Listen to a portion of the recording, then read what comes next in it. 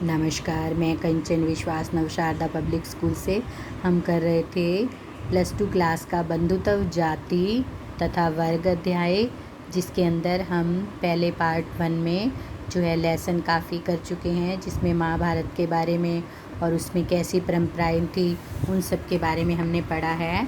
तो अब हम जो है 4th पॉइंट करेंगे, जन्म से परे। इसके अंदर क्या है, इसके अंदर बताया गया है कि जैसे हमने अध्याय 2 के अंदर जो है वो पढ़ा है कि भूमिहीन खेतिहर मजदूर, शिकारी, मछुआरे या जो भी शिल्पकार होते थे, तो राजा सभी का उपमहाद्वीप के विभिन्न हिस्सों में जो है सामाजिक अभिनायक के रूप में जो है वो उद्भव हुआ था।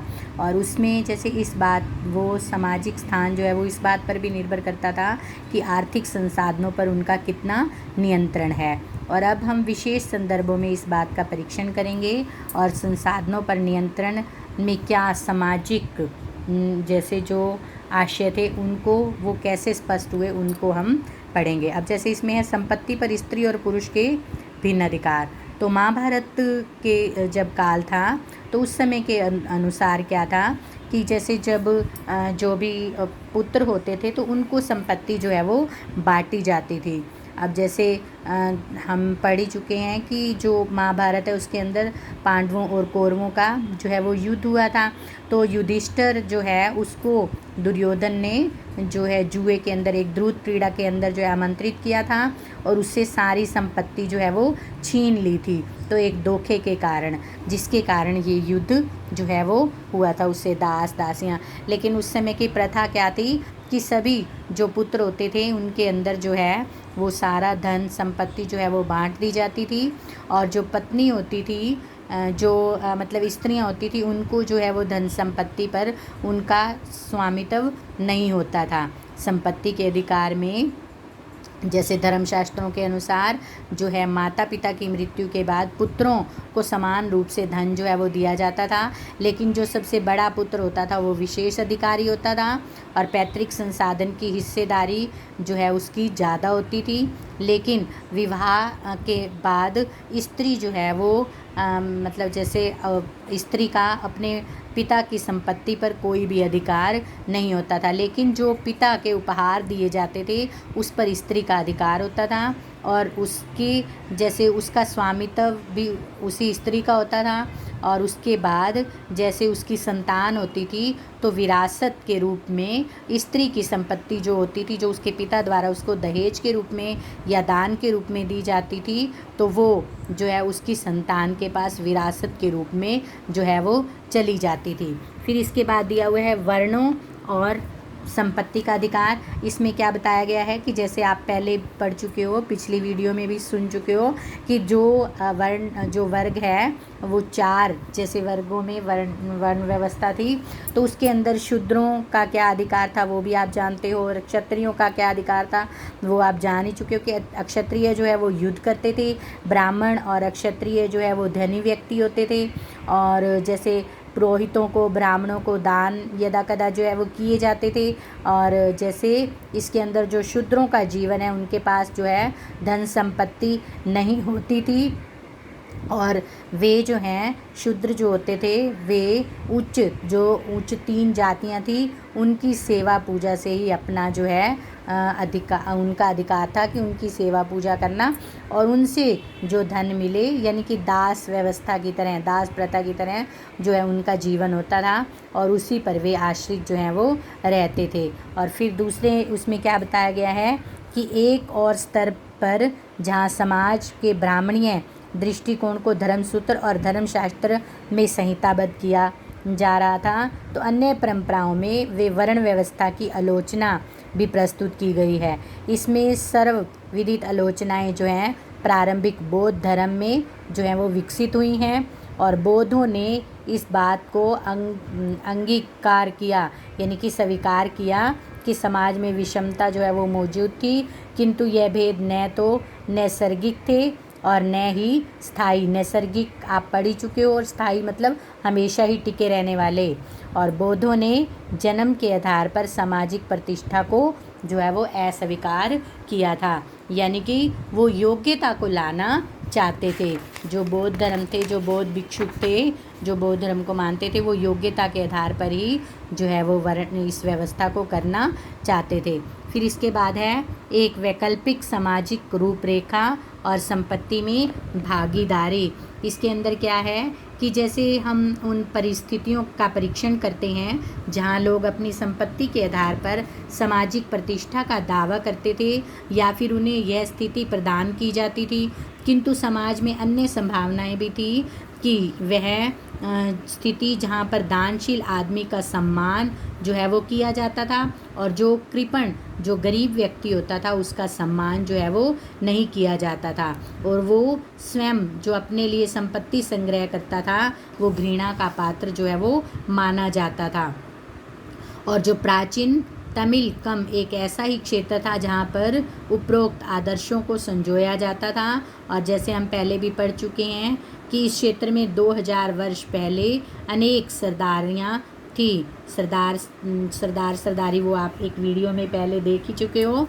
और वह सरदार अपनी प्रशंसा गाने वाले जो चारण होते थे, जो कवि होते थे, जिनको सूत कहा जाता था और कवियों के आश्रयदाता होते थे, और जैसे वो अपनी बड़ाई में ही सब कुछ जैसे करवाते थे। और फिर ये जो स्थितियाँ थी वे इस ओर भी इशारा करती हैं कि धनी और निर्धन के बीच जो थी वो विषमताएं थी, और जिन लोगों का संसाधनों पर नियंत्रण होता था उनसे यह अपेक्षा की जाती थी कि वे मिल बांट कर उसका उपयोग करेंगे, लेकिन वो ऐसा नहीं करते थे। फिर उसके बाद आता है सामाजिक विषमताओं की व्याख्या, एक सामाजिक अनुबंध। जैसे बौद्धों ने समाज में फैली विषमताओं के संदर्भ में एक अलग अवधारणा जो है वो प्रस्तुत की।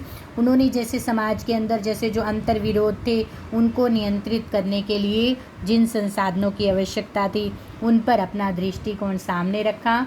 और सूत पिटक नामक ग्रंथ में एक मिथक भी वर्णित है जो यह बताता है कि प्रारंभ में मानव जो है वो पूर्णतः विकसित नहीं थे, वनस्पति जगत भी अविकसित थी और सभी जीव शांति से एक निर्बाध लोक में रहते थे और प्रकृति से उतना ही ग्रहण करते थे जितना एक समय में भोजन की आवश्यकता होती थी।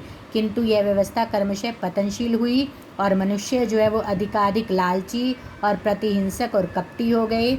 और इस स्थिति में उन्होंने यह भी कहा कि जैसे मनुष्य जब लालची हो जाता है तो उसमें क्रोध भी बढ़ जाता है और वो दूसरों को प्रताड़ना भी देनी जो है वो स्टार्ट कर देता है। तो इससे जो है वो जैसे महासंपत्त मतलब वो अधिक शक्तिशाली बनना चाहता है, और फिर जब वो अधिक शक्तिशाली बनना चाहता है तो वो मनुष्यों पर भी अपना अधिकार जो है वो जताता है। तो इससे ज्ञात होता है कि राजा का पद जो है वो लोगों द्वारा चुने जाने पर जो है वो निर्भर करता था, और फिर कर और वह मूल्य आदि जो है राजा को देते थे, और उसके बदले में जो है लोग राजा की जैसे वो कर जो देते थे, और फिर लोगों से राजा जो है वो अपनी सेवा भी करवाता था, और वह मूल्य था जो लोग राजा की एक सेवा के रूप में जो है देते थे। क्या वह मूल्य था? वह कर था। फिर साहित्यिक स्रोतों का इस्तेमाल, इतिहासकार और महाभारत।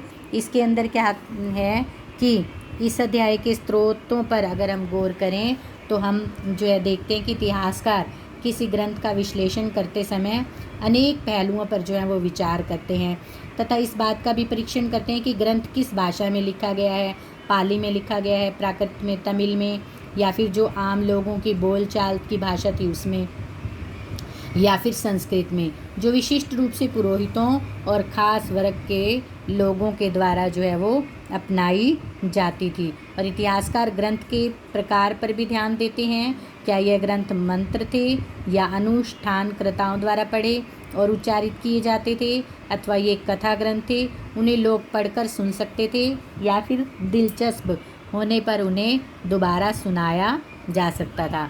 इसके अलावा इतिहासकार जो है वो लेखन के बारे में भी जो है जानने का प्रयास करते हैं, और फिर विचारकों से ग्रंथों का क्या रूप है उस विषय में भी जो है वो ताल करते हैं। यानी कि महाभारत जैसे जो विशाल और जटिल ग्रंथ के संदर्भ में जैसे हम कल्पना करते हैं तो यह कार्य कितना कठिन रहा होगा उसका विश्लेषण करना, वो भी जो है इतिहासकार हमें बताते हैं। और भाषा कैसी रही, उसकी विषय वस्तु क्या थी। और ये जब ग्रंथ की भाषा की ओर देखते हैं तो महाभारत का जो पाठ हम इस्तेमाल करते हैं वह संस्कृत में है, किंतु महाभारत में प्रयुक्त संस्कृत वेद अथवा प्रशस्तियों की संस्कृत में कहीं भी अधिक सरल नहीं है। और इतिहासकार जो हैं वो इस ग्रंथ की विषय वस्तु को 2 मुख्य शीर्षकों आख्यान तथा उपदेशात्मक के अंतर्गत जो हैं वो रखते हैं। आख्यान में कहानियों का संग्रह है और उपदेशात्मक भाग में सामाजिक आचार विचार के मानदंडों का चित्रण है, किंतु यह विभाजन जो है वो पूरी तरह अपने में एकांकी नहीं है। उपदेशात्मक अंशों में भी कहानियाँ होती हैं और बहुधा आख्यानों में समाज के लिए एक सबक निहित रहता है। और अधिकतर इतिहासकार इस बात से सहमत हैं कि महाभारत वस्तुतः एक भाग में नाटकीय कथानक है और जिसमें उपदेशात्मक अंश हैं जो हैं वो बाद में जोड़े गए हैं। तो आज इतना ही आपका चैप्टर जो है फिर इसके बाद आता है लेखक और तिथियाँ, यानी कि इसके लेखक कौन है, यह ग्रंथ किसने लिखा है। इस प्रश्न के भी कई उत्तर जो हैं वो हमारे सामने आते हैं। जैसे इसके रचयिता जो थे वो भाट सारथी थे, जिन्हें सूत कहा जाता था। सूत जो होते थे वो धर्म युद्ध के अंदर जो विजयी हो जाते थे उनके ऊपर कहानियाँ और कविताएं जो हैं वो लिखते थे, यानी कि उनकी प्रशंसा के लिए वो ये सब कुछ करते थे। तो ये महाभारत का जो काल है तो वो भी इसी दौरान जो है वो घूमता है। और इसी जैसे इसमें भी जो है ये भी कहीं कहीं दिखता है कि शायद सूतों ने या जो सूत थे उन्होंने ही इनकी बड़ाई के लिए ये गान किया होगा। और इस जो ये महाभारत है इसकी रचना जो है वो की गई होगी। फिर सदृश्यता की खोज, इसके अंदर महाभारत में अन्य किसी भी प्रमुख महाकाव्य की भांति युद्धों, वनों और राजमहलों और बस्तियों का अत्यंत जीवंत चित्रण है, यानी कि इसको बिल्कुल जीवित रूप में दर्शाया गया है। और फिर जैसे अत्यंत जीवन चित्रण है। और 1951-52 में पुरातत्ववेदा बी लाल ने मेरठ जिले के हस्तिनापुर नामक एक गांव में उत्खनन का कार्य किया। और क्या यह गांव महाकाव्य में वर्णित हस्तिनापुर था? हालांकि नामों की समानता मात्र एक संयोग हो सकता है, परंतु गंगा के ऊपरी दोआब वाले क्षेत्र में इस पूरा स्थल का होना वहाँ कुरु राज्य भी स्थित था। इस ओर इशारा करता है कि पूरा स्थल कुरुओं की राजधानी हस्तिनापुर हो सकती थी, जिसका उल्लेख महाभारत में जो है वो आता है। यानी कि इसकी सदृश्यता की खोज जो है वो की जा रही है, जैसे इसको देखा जा रहा है। और जो इसकी सार्थकता है उसको सिद्ध करने का भी प्रयास जो है वो किया जा रहा है। और बी लाल की यहाँ आबादी की 5 स्तरों के जो हैं वो साक्ष्य मिले हैं, जिससे दूसरा और तीसरा स्तर वो हमारे विश्लेषण के लिए महत्वपूर्ण है। और जो जैसे दूसरे जो लगभग 12वीं से 7वीं शताब्दी ईसा पूर्व पर मिलने वाले घरों के बारे में लाल जो है वो कहते हैं कि जिस सीमित क्षेत्र का उत्खनन हुआ है वहाँ आवास गृहों का कोई निश्चित परियोजना जो है वो नहीं मिलती, किंतु मिट्टी की बनी दीवारें और कच्ची मिट्टी की ईंटें जो हैं वो आवश्यक मिलती हैं। सरकंडे की छाप वाले मिट्टी के प्लस्तर की खोज इस बात की ओर इशारा करते हैं कि कुछ घरों के दीवारों पर सरकंडों की जो है वो बनी थी और जिन पर मिट्टी का प्लस्तर चढ़ा दिया जाता था। और तीसरे स्तर पर जो है वो लाल बताते हैं कि तृतीय काल में घर कच्ची और कुछ पक्की ईंटों के बने हुए थे, इसमें शोषक घट और ईंटों के नाले गंदे पानी के निकास के लिए जो है वो इस्तेमाल किए जाते थे तथा वल्ले कूपों का इस्तेमाल कुओं और मल की निकासी वाले गर्तों दोनों रूपों में किया जाता था। तो जैसे जो भी चीज़ें पुरातात्विक मिलती हैं तो उन पर जैसे खोज की जाती है और उसी से ही इन आशयों को, इन सब चीज़ों को जो है वो स्पष्ट किया जाता है। फिर एक गतिशील ग्रंथ महाभारत जो है उसको एक गतिशील ग्रंथ के रूप में भी जो है साबित किया जाता है। जैसे महाभारत का विकास जो है वो संस्कृत के पाठ के साथ ही समाप्त नहीं हो जाता, जैसे शताब्दियों से इस महाकाव्य के अनेक पाठांतर भिन्न भिन्न भाषाओं में जो हैं वो लिखे हुए मिले हैं और जैसे इस महाकाव्य में अनेक पाठांतर भिन्न भिन्न भाषाओं में लिखे हुए मिले हैं और ये सब उस संवाद को दर्शाते हैं जो इनके लेखक अन्य लोगों और समुदायों के बीच कायम हुए हैं, और अनेक कहानियों जिनका उद्भव एक क्षेत्र विशेष में हुआ और जिनका खास लोगों के बीच प्रसार हुआ, वे सब इस महाकाव्य में समाहित कर ली गई हैं। और साथ ही महाकाव्य की मुख्य कथा भी अनेक पुण्य आख्यानाएँ या फिर हम कह सकते हैं कि दोबारा जो व्याख्याएँ की गई हैं उसके संदर्भ में भी हैं, और इसके प्रसंगों को मूर्ति कला और चित्रों में भी दर्शाया गया है। और इस महाकाव्य के नाटक और नृत्य कलाओं में भी इसकी विषय वस्तु को जो है वो प्रस्तुत किया गया है। तो यह महाकाव्य बहुत महत्वपूर्ण भी है। और इस महाकाव्य को जैसे हम टीवी में भी दर्शाया गया है, तो इसको हम गतिशील ग्रंथ भी कह सकते हैं, तो एक कथा वस्तु के रूप में भी ले सकते हैं। सृजनात्मक ढंग से भी इसको प्रस्तुत किया गया है। तो इसके उदाहरण जो हैं, इसके प्रसंग जो हैं, उनका रूपांतरण समसामयिक जो बंगला लेखिका महाश्वेतिका देवी ने भी किया है, तो जो शोषण के विरुद्ध अपनी आवाज़ उठाने के लिए प्रसिद्ध रही हैं। तो उन्होंने महाभारत को जो है मुख्य कथा वस्तु और अन्य विकल्प जो हैं वो उन्होंने खोजे हैं और उन प्रश्नों की ओर ध्यान खींचा है जिन पर संस्कृत पाठ पूर्णतः चुप था, मूक था। तो संस्कृत पाठ में दुर्योधन द्वारा पांडवों को छल से लाक्षागृह में जलाकर मार देने का उल्लेख आता है, किंतु पहले से मिली चेतावनी के कारण पांडव जो है वो इस गृह सुरंग को खोदकर जो है वो निकल जाते हैं। तो अपनी लघु कथा जिसका शीर्षक कुंती ओ निषादी है, महाश्वेता देवी ने कथात्मक का प्रारंभ वहाँ से भी किया है जहाँ महाभारत के इस प्रसंग का अंत होता है। उन्होंने जो है वो अपनी कहानी का संयोजन एक वन प्रांतर में किया है जहाँ महाभारत के युद्ध के बाद कुंती रहने लगती है। कुंती के पास अब अपने अतीत के विषय में सोचने का समय है। पृथ्वी जो प्रकृति की प्रतीक है उससे बातें करते हुए वह अपनी त्रुटियों को अंगीकार करती है। प्रतिदिन वह निषादों को देखती है जो वन में लकड़ी, शहद, कंदमूल आदि एकत्रित करते हैं। एक निषादी बहुधा कुंती को पृथ्वी से बात करते हुए सुनती है। एक दिन वातावरण में कुछ था, जानवर जंगल छोड़कर भाग रहे थे। कुंती ने देखा कि निषाद उन्हें ताक रही है। जब उसने यह पूछा कि क्या उन्हें लाक्षागृह की याद है, तो कुंती सकपका गई। उन्हें याद था। क्या उन्हें एक वृद्धा निषादी और उसके 5 पुत्र याद थे?